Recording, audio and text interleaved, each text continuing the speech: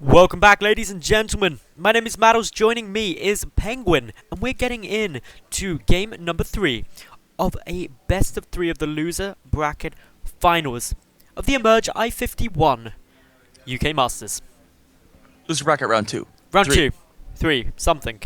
Basically, it's a loser bracket round. Yes. One of these players is getting eliminated. One of them goes through to the loser bracket final. Yes. I think. I am right on that, right? Right? Yeah, I am. Yeah, I am. Yes. Yes. Definitely. Okay, good. Okay, so, anyway, it's 1-1 between these two guys in this best of 3, and in the bottom left spawn location, playing for Team Dignitas, just kind of out mind-gamed in the last game. Very solid game 1. Just didn't have the right build in game 2. It's going to be our red Protoss player, dBlinG. And in the top right spawn location, playing for Team Fnatic, we have our blue Zerg player with some sick mind games in the last game. Can he take it and bring it back to from the 0-1 deficit? It is MiniRaser. MiniRaser v dBlinG. An exciting series of ups and downs. Game 1, I would say quite slow-paced, very controlled, coordinated from both players. Game number 2, MiniRaser was bold. If that Spire had been scouted, the game wouldn't have ended there. And he may have been in a tough spot, especially since dBlinG opened with a Stargate. But it wasn't scouted, so he won. Game number 3, will dBlinG take out the bold plays? Will MiniRaser go back to standard? Or will they both just revert to their careful, coordinated style that we saw in game number 1? Well, to start things off, MiniRaser is not going to be opting for the 3 hatch before pool. Not a 4-player map. Not as easy to do that on a map like Overgrowth. But he is still going to go pool gas hatch. Hatch gas pool. So, going for the hatchery first, getting the gas out to get the speed out, and then also the pool relatively late, considering that, compared to what other people would do necessarily. I'm having problems with words, Maddles, help. Much words, very well. Not amazed, Penguin. But this is just a very standard opening from stuff at the moment, and neither player probably wants to risk much because we've said it before. This is their tournament life on the line. Sure, they're in the 5th, 6th spot at the moment, but prize pool is only from 4th place up. So if they get eliminated now, 2 very talented players, one of them is going to walk away with nothing. 0. Yeah, Nil. that's... When you look at the lineup of players and you think, yeah, MiniRaser and dBlinG, one of them is not going to win anything, that's just really weird at this lineup. But it's the facts. And, well, MiniRaser, he is getting a couple of lings out. Just 2 sets, so 4 lings moving across the map here. dBlinG going to go for a bit of a scout here with this probe. Not going to see too much. We'll see that, based on the creep's location and how much it spread, he can tell it was a hatchery first play. Whoa! 6 more lings on the way. 10 more lings on the way. MiniRaser, what are you doing? He's got speed. Is he going for a speedling all in? He is going for a speedling all in, Maddles. Walla what? What? Penguin, what? This is quite cool. He's hiding the lings in his main, trying to deny the scout with that probe. Ooh, nice little sandwich there. Gets a couple hits on there. This wall off. This wall off. If this wall off goes down, dBlinG okay. No. Like no, actually, he won't because he might be okay, but that's the whole thing. Like he's gonna get so many lings that MiniRaser wants to break through the wall. He's gonna expect a wall. He wants to break through the wall. But he's gonna have photon overcharge. It's gonna be a tough ask for MiniRaser to break through this, but it's an easy ask if there's nothing here. Yeah. Well, they're okay. Oh, he uses the force field already! Don't use the force field! Oh no! MiniRaser gets in with a lot of the lings here already. The sentry goes down almost immediately. Overcharge is launched immediately, but Overcharge is not amazing against lings. Really nice decision making from dBlinG to wall up with pylons though. That is a very nice call, but he may have to forfeit this natural base. The focus down on the hatchery could start up right about now. There's not enough lings just yet. There's more lings on the way though. MiniRaser's only producing lings. I don't think he's done enough damage yet. No, nowhere close. Nowhere near enough damage. He needs to break through this. Force field could get launched, but it doesn't. dBlinG, a bit sloppy there. Will lose another set. Oh no, he cancelled the pylon. Oh, this is not disastrous yet. There's not that many lings in here. That he's gonna be able to warp in 3 dudes. He does have zealots. It's gonna be 2 sentries and a zealot as far as actual gateway units warped on in here. A couple of probes will go down. Overcharge is gone though, Maddles. This is gonna look a little rough, but the wall up is done. Is he going to get... Yes, he does get the pylon. Oh, he actually saves the probe too. Nice little loose here by bling at the wall. These lings in the main still juking around, trying to see what they can get done. Trying to pick up any probe they can. They are slowly but surely breaking through the wall, but once again, more and more sentries coming out. Bling may have enough to hold this. He has 3 force fields with proper control. He should hold this, Mattles. And MiniRaser is still only producing lings. Bling, if he holds this, wins the game. There isn't a transition. There's no attempt to transition. Everything MiniRaser has done early game was reliant on this push at least killing off the natural base. Minimum. Yeah. Minimum, and it has not happened at all. He may get a couple more pylons here, but there's still a wall up behind that, and he can still continue to force field to Kingdom Come. Well, Bling's got tons of supply. He can just keep making sentries. Yeah. He only needs a couple more sentries, and he can just hold this forever. He has enough sentries to hold it forever. He's got 5. I thought you could hold, with 4 you could hold a ramp forever, but I don't think you can hold all of that. No, that's true. He can hold this pylon forever if that's the only thing he has to force field. But here we go, the pylon. Nope, not even gonna get the pylon. Bling is on point with his reaction time. Robo on the way, and now MiniRaser's droning. Okay, this is the right call to drone now, but the problem is he's already so far behind. 41 to 24 workers here. This is not exactly the... Oh, this is genius. Bling moving his mothership core out. This is so smart because he's going to be keeping an eye on if there's any more lings. And it's not going to take long for Bling to realize...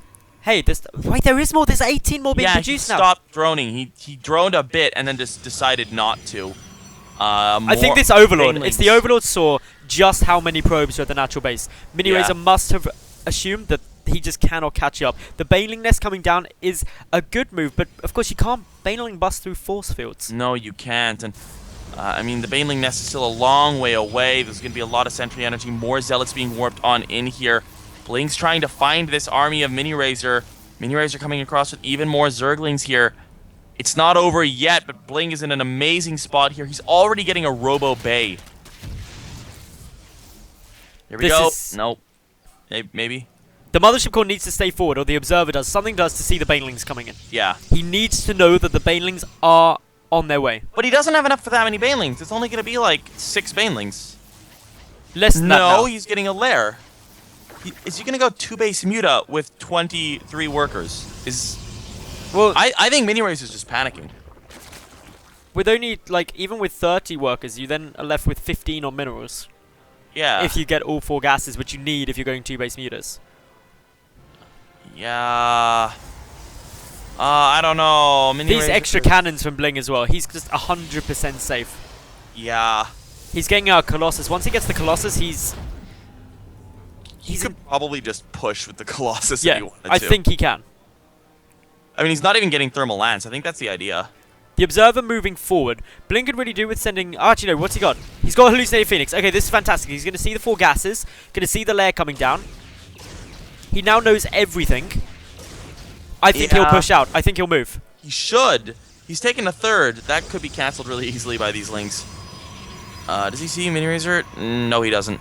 But the army's in position now. Spire coming down. So it is going to be that 2-base Muta play. Where's the Stargates? MiniRaser needs a Stargate or 2. Good force fields. That's a lot of lings that are going to die. Oh, that really hurts. That is so many lings. Let's take a look at the resources lost tab. This Colossus is about to have +2 as well. Take a look at the resources lost tab, Mattles. Resources lost. Ow! That hurts. Gold base. Sneaky gold base for MiniRaser. He's trying to do everything he can to come back into this game. Unattempted ling run by. Not going to do anything at all. Bling is almost double the supply of MiniRaser here. This is... The thing is, this is MiniRaser fighting for his survival in this tournament. If this game goes the way that everything is telling us that it probably will, MiniRaser goes home with nothing. Which is obviously not what you want as a pro gamer. And the 3rd base is going to be attacked, but no, that's not enough to actually... Oh god, is he going to lose all these lings? Oh boy. Yep, looks like he is. They try. No, there's a hole in the force field. Some will escape. The few, the proud. The brave. Double Stargates now coming down. Bling has seen the Spire coming. He should have ample time. 10 Mutalisks is nowhere near as many as what came down in the last game. And also the difference from the last game is that the Spire wasn't scouted. Yeah. There was no warning. It was just suddenly 50 Mutas. On the other hand, I don't like this move out from Bling because there's not that much anti-air in this army. He's got a decent number of sentries, though. He has recall. He has recall, a decent number of sentries. And remember, sentries with Guardian Shield aren't that terrible against Mutalisks. It's true. Well, Muta's trying to engage for one. Here is the Guardian Shield, but the Guardian Shield's not actually covering any of them. Muta's coming in to pick off some of these sentries. The Zealot's going to work on the natural expansion. The recall comes back on the expensive units. The Zealots are left here to just kind of kill everything. They're there to buy time. Yeah, and kill everything. Oh, man. I mean, MiniRaser, what do you do with as MiniRaser when you see these Phoenixes? Like, I don't know. I think that is all you can realistically do. Once these Phoenixes are there, everything MiniRaser has is going into those Mutalisks. He's pumping it all, and there's not too many in Phoenix yet, but it's rapidly getting that way. And there's not enough. There's not like a critical mass of Mutas that's just gonna own a low number of Phoenixes. Like, it's gonna trade at absolute worst for bLiNG, and bLiNG controlling the Phoenixes pretty well. He does lose one, which is a little sloppy, but I mean, without range, you can't expect perfect micro out of a Protoss player. And well, he is just getting rid of a bunch of these Mutas here without range. I mean, range takes such a little time to research that soon he's gonna have range. And at this point, the Phoenixes almost outnumber the Mutas already. Corruptors are coming in, so they're going to deal with, obviously, the Colossi and also the Phoenix. But if bLiNG then gets a lot of Zealots out, there's nothing for them. Yeah, I mean, there's just nothing MiniRaser can do at this point. There just isn't actually anything he can do. Like, bLiNG is going for the jugular here. He's going to go for the killing blow with this push. And the Guardian Shields are up. The Corruptors trying to do what they can do. A couple of Phoenixes are a little behind. These Phoenixes fighting with the Corruptors, not the greatest, actually. The engagement is about as good as MiniRaser could have hoped for. Quite a lot of miscontrol from bLiNG, actually, but it just isn't going to matter. The supplies are still about double here. And bLiNG is just going to steamroll over this. He kills off the natural. More Zealots walking on in. Even if he loses all this, he's still on 3-base saturation. This is why I basically was saying that, sure, the Corruptors coming out, stop the Mutas, and also probably shut down the Colossi. This many Zealots are only being slowly chipped away at by 9 Mutalisks. Sure, they're going to die eventually, but they can kill a lot of stuff before then. Meanwhile, the Phoenixes are going to work on this drone line over at the gold. Looks like they're out of energy, but in come the Stalkers to finish the job at the gold base here. The Zealots finally cleaned up in the main. MiniRaser just doesn't have enough stuff to be in enough places at once here. 122 supply against 63. Trying to hold on for dear life, but a 4th base coming in for bLiNG. He is so confident that he has this that he is just not even taking any risks at all. He's just playing very, very safe. Oh, he catches 2 Mutas as well on the retreat. Plus 1 air attacks are already done as well for bLiNG, so you can actually beat Corruptors with Phoenix, with range. You can. GG, well played, and bLiNG will take the series at 2-1.